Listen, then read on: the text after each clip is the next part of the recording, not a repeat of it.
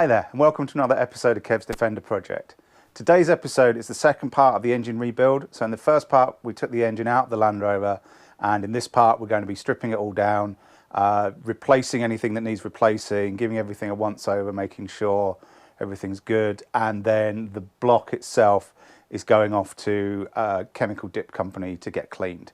So, well, that's basically it. So let's get started.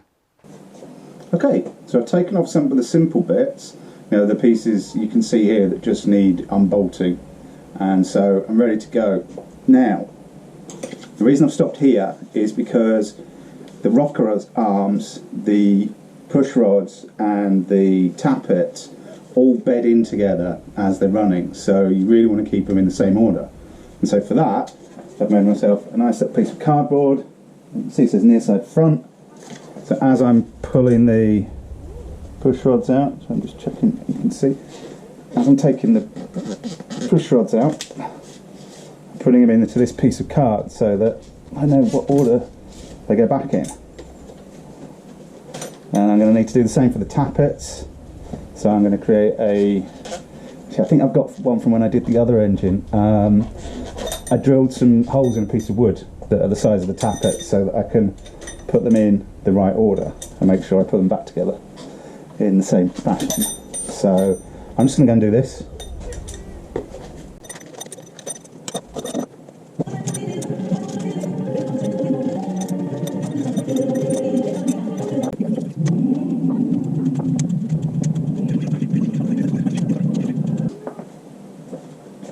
Okay, cylinder heads next. So if you remember from the other video where I took these off and put them back on again, we have to loosen these off in the right order just to make sure we don't tweak the head.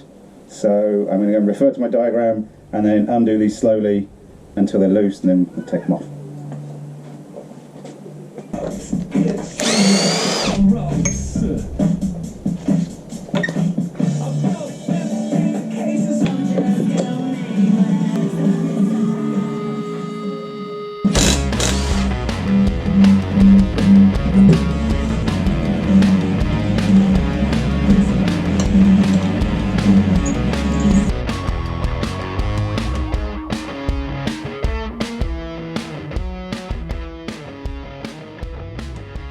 Right, so once all that's done, it's time to flip the block over. Now, you may want to get a bowl, because if it's anything like mine, probably going to do that.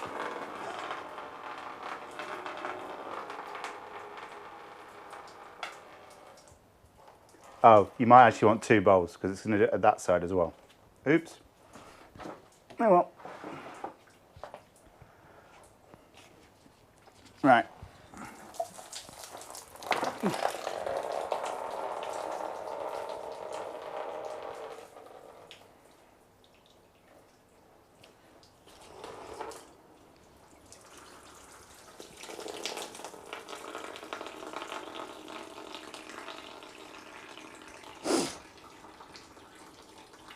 Okay, there we go.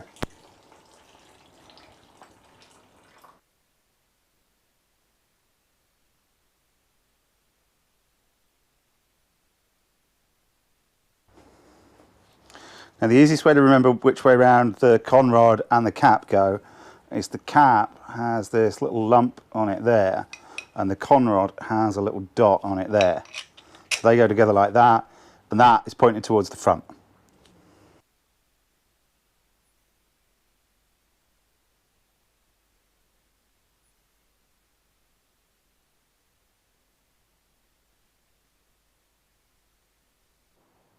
So the first four bearing caps are pretty easy to get out, because you just have to undo these two bolts and then wiggle it around till it comes out.